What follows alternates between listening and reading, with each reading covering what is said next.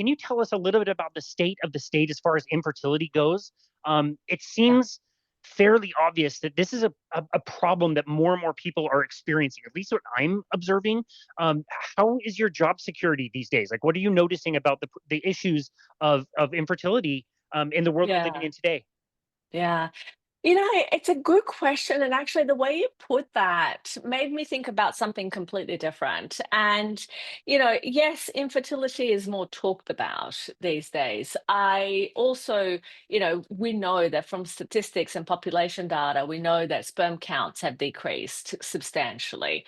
We know that what was considered a normal sperm count back 50 years ago is actually like heroic sperm these days. And so, there's been lots of changes from that perspective, but I think the world is also changing in many ways, and I think that the risks to population fertility are actually different to what we think. And I also think that there is a societal piece here as well, where people these days are actually, it used to be 50 years ago, maybe 100 years ago, in the time of our grandmothers and great grandmothers, you wouldn't even question whether you'd have children.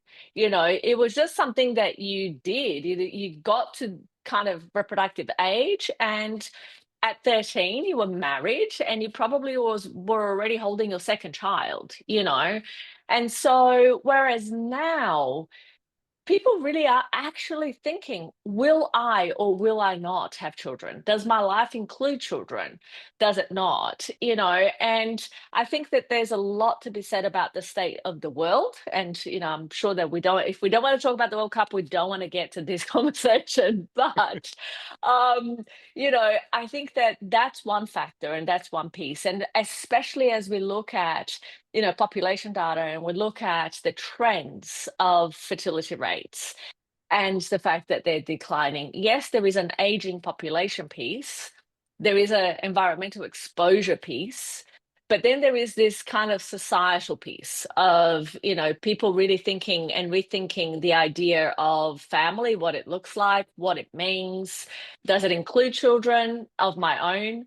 Does it include being a part of a community? Does it so I think that people have different options these days and consider the whole idea of having children in a different way to what they used to. So if we kind of put that aside and we look at the population data around those people who wish to have children and have difficulty conceiving or keeping a healthy pregnancy to term, yes, there is also somewhat of an increase in terms of that, where, these days 1 in 6 couples experiences difficulty conceiving or keeping a healthy pregnancy to term. There's definitely an increased risk of miscarriages and pregnancy loss, amongst our general population. In fact, it's thought that from a reproductive epidemiology perspective, that 3 out of 4 pregnancies actually end in miscarriage. So that's quite significant. Yeah. So for every woman that gets pregnant, 3 out of 4 of those pregnancies don't actually yield a live birth. Now, what's interesting about that is that sometimes that is happening even before a woman knows she's pregnant to begin with. And that happens also in that kind of like 2 week wait. And if you think about it, the way that it's mostly visible in our day to day today are the couples who basically go through fertility treatment, have an embryo transfer, and end up with no positive pregnancy test at the end of that. Because what happens when you have an egg and a sperm together and you have an embryo and that embryo gets transferred into the uterus, at that point, that woman is pregnant. Now, whether that pregnancy continues or not is a different story. But what ends up happening is that, just in general, and this is not talking about people going through reproductive treatments, but in general, there is that estimate that 3 out of 4 pregnancies at the time of, conception don't quite last to a positive pregnancy test or necessarily a live birth. So we're definitely seeing these trends. There are many reasons as to why, if we look at the exposures that we have today in terms of chemicals alone, and chemicals not just from industry byproduct, although that's a really big factor, and that's present in every aspect almost of life, whether it is that you walk down the road and you're exposed to pollution, or whether you open your tap and you're drinking unfiltered water. Those exposures are definitely happening in a way that we usually don't even notice them anymore. And that's problematic because the body is noticing and it's being kind of translated into the symptoms that we experience, and also into the dysfunction that we now see at higher rates, like as I was giving the example of sperm and sperm parameters and sperm count drastically declining. All of these pieces kind of like, they play a role together in the pictures that we're seeing in terms of fertility. Yeah, was a very comprehensive answer. I really appreciate how you highlighted the societal part of things, and yeah, considering that most people are living in two income homes, and the woman wants to be professional and successful and has less time or less financial resources for that. I think it's fascinating, and like I said, it was a great answer. And I wanted again kind of deep dive into your history, how you got into this, and especially I take it there's a bit of like I don't know. I don't want to put words in your mouth, but disillusionment with how the system kind of teaches people like you how to deal with infertility, and what things you maybe were not as satisfied with that made you try to approach things in a different way. Yeah, it's interesting that you phrase it that way. I would say that what keeps me going in this field is a great disillusionment of how things are. What got me into it was complete naivety, and I think that it was this desire of thinking, and perhaps in a very delusional moment, that I could make a difference, to how things are in life and in the world. And by that, what I mean is, my idea when I first started was that I really loved the idea of healthy and happy families, and maybe a product of being young and naive. But I also liked the idea that I could be contributing in that way. So my whole thought from the very beginning was, okay, well, how can I contribute in a way that's going to have a sustaining effect, a legacy of sort, and so babies kind of seemed like an obvious path from that perspective.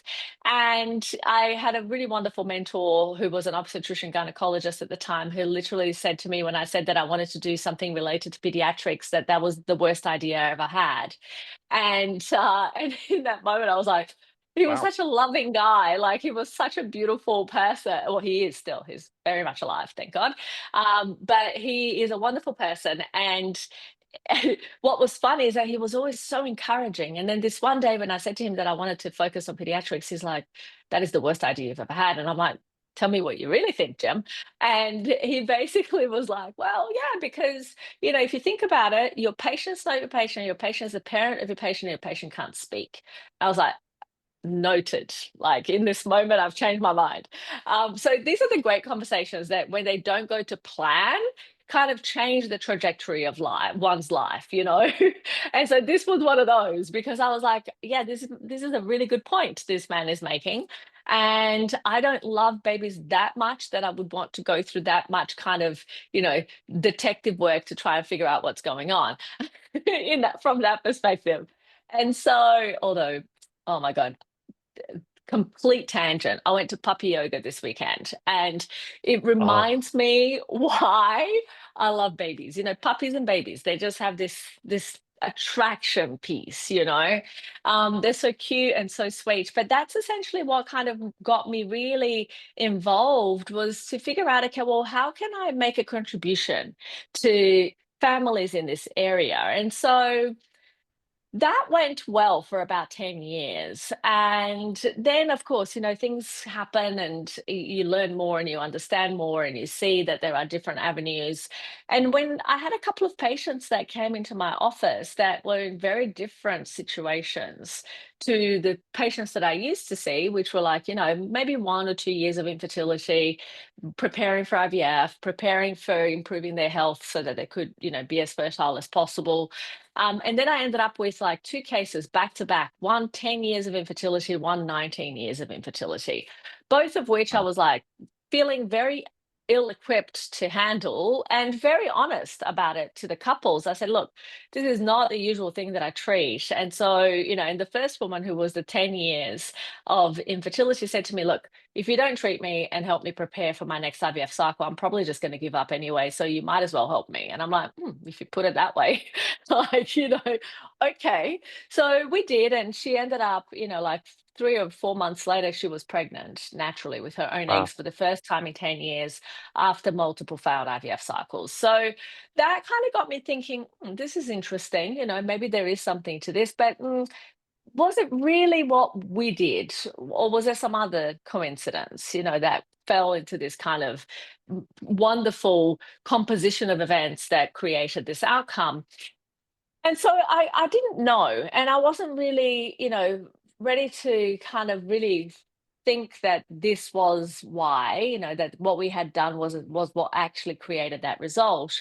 When the second couple came to me, and that was a 19-year history of infertility, I kind of thought, maybe there is more than just a fluke to what's going on here. And at that point, I decided that I was going to actually transition from helping anybody who was having difficulty conceiving to only helping couples that had more than 2 years of difficulty conceiving and who had a complex history. So they had already tried IVF and it didn't work, or they had some other issue that was, a clear factor that was preventing them from actually having a healthy baby, a clear diagnosis of sort of any kind. And so that's when, even though I still was kind of not really sure whether this kind of system, this framework, this method that I developed was the thing that was really making the difference, I thought, what better way to test it than applying it to this kind of very significantly challenged situation and waiting some years and seeing the results. And so at the time, I didn't really think about it exactly in those terms, but looking back now, I can see that, it was actually, it was perfect the way that it turned out, because 10 years after that, I had enough data that we could actually do a proper study to figure out what are the types of couples that we can help, what are the types of benefits that we actually produce. And that's when I went to do my master's in public health at Harvard. And I basically then ended up studying our program and seeing what was actually, happening there. What were the types of couples? And we noted that, the average number of years of infertility of the couples that I was treating was about 4 years, plus or minus 2.5. We noted that almost 50% of the couples who came to us had experienced previously failed IVF cycles. 51.5% had experienced previous miscarriages, and that rate dropped to 13.5% after treatment.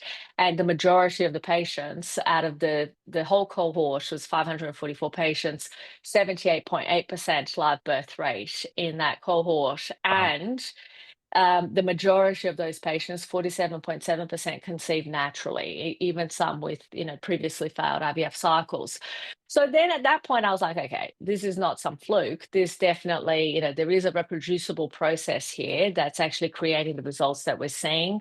And so I went and started to dig even deeper into it to try and figure out and disentangle, okay, what's actually producing the results? And we obviously know a whole lot more now as a result of having that foundation to spring upon, and that's how it began, and that's kind of how it's going.